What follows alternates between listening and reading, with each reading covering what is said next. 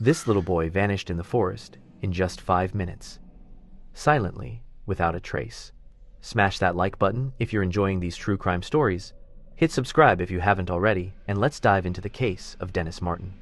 This case takes place in the Appalachian Mountains of eastern North America.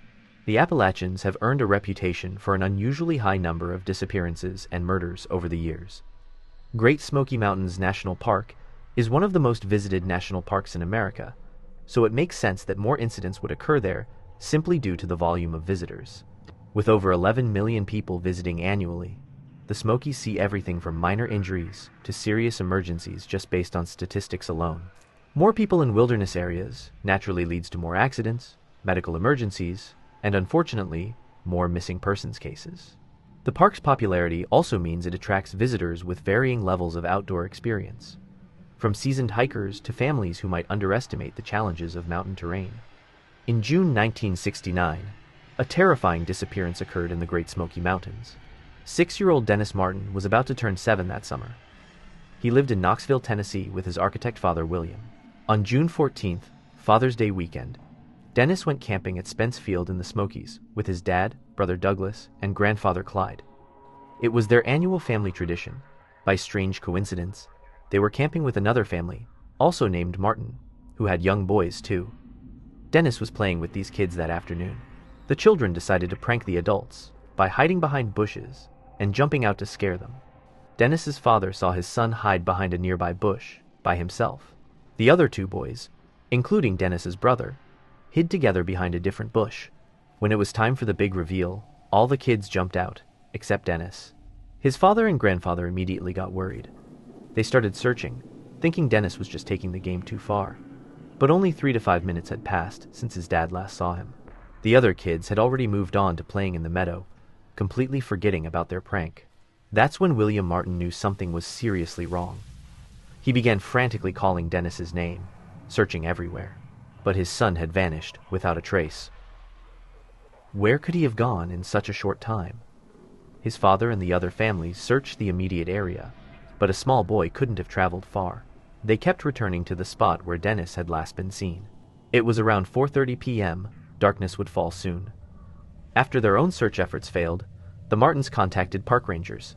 The missing child report noted that Dennis was a quiet boy who wouldn't call out for help on his own. He also had mild developmental delays, functioning about 6 months behind his peers, which meant he attended special education classes. When initial searches turned up nothing, the Great Smoky Mountains launched the largest search operation in the park's history. Nearly 1,500 people joined the effort. Local residents, volunteers, helicopters, Boy Scouts, even military personnel. Everyone wanted to help the heartbroken parents find their little boy. That massive number of searchers actually hurt more than it helped. With so many people trampling through the area, potential evidence got destroyed, false leads poured in, and the search scene became chaotic. Remember, this was 1,969. No cell phones, no DNA testing, no thermal imaging technology we rely on today. Dennis had vanished in treacherous mountain terrain, filled with deep crevices, steep cliffs, thick undergrowth, fallen trees, and plenty of wildlife. That year, bears were being spotted unusually frequently in the area. With each passing hour, hope of finding Dennis alive faded. Search teams were given specific instructions. If they found the boy, immediately signal helicopters with flares or smoke signals. But Dennis Martin was never found. The case remains one of the most baffling disappearances in National Park Service history. No trace of Dennis, no clothing, no remains, no evidence of what happened to him has ever been discovered. The FBI joined the search, as they do in all missing children cases. Agent Jim Reich took the lead, but even federal resources couldn't turn up any leads. Then, several days after Dennis disappeared, heavy rains began washing away any remaining traces, and with them, the last hope of finding clues. But searchers pressed on. A few days later, a group of men found a footprint along the Pigeon River. It appeared to have been made by a small boy wearing the same type of boot Dennis had on that day. Here's the eerie part. The footprint showed only one shoe. The other foot was barefoot. You'd expect searchers to follow this lead aggressively, right? You'd think they would have followed that lead immediately. But for some inexplicable reason, either nobody pursued the footprint, or they assumed that area had already been searched thoroughly. Either way, this crucial clue was essentially ignored. Dwight McCarter, a young ranger at the time who was learning from more experienced colleagues, considers it a terrible mistake that they didn't investigate the boot print more thoroughly. They found a second footprint too, which initially puzzled searchers. But it turned out a very young Boy Scout, about Dennis's age, had been participating in the search efforts, which could explain the confusion. McCarter identified another major oversight. While searching the forest, his team detected a strong smell of decomposition. When they reported this to leadership, they were told that area had already been searched and contained only a dead crow. Leadership ordered them not to bother investigating further. McCarter followed orders and didn't investigate the smell, but he still believes that if he had, he would have found Dennis's body. Years later, the elderly ranger insisted he knew exactly what a dead crow smells like, and this wasn't it. The scent was definitely human. There was another disturbing detail. On the day Dennis Martin vanished, the Key family was hiking several miles away when Father Harold and his son heard a loud scream. Someone was calling for help, followed by a wild shriek. Harold, who was walking ahead, spotted a disheveled man lurking behind bushes. The stranger looked rough, as if he'd been pushing through dense forest for days, and seemed uncomfortable being seen. Harold's son, who also heard the scream, never saw this mysterious figure. The incident sparked media speculation about Bigfoot sightings and wild hermits living deep in the wilderness. Time was no longer measured in days or weeks, but in months and years. Nobody expected to find Danny alive except his father, who clung to the theory that someone had carried his son away. This gave him hope that Danny might still be out there. What makes this story even more chilling is what Harold revealed years later. He received a mysterious phone call telling him the Dennis case was closed and warning him to stop his involvement. At the time, Harold was actively cooperating with the FBI investigation. The caller's identity was never determined. Even stranger, FBI agent Jim Reich, who worked the case, later died by suicide. Some suspected his death was connected to the investigation, though his family denied this, citing other personal reasons that were never disclosed. The wild man theory persists. Ranger Dwight McCarter confirmed that a hermit did live in the Smoky Mountains, a gray-haired man in a small cabin who survived on garbage scraps. But he lived far from where Dennis disappeared and looked like any ordinary homeless person.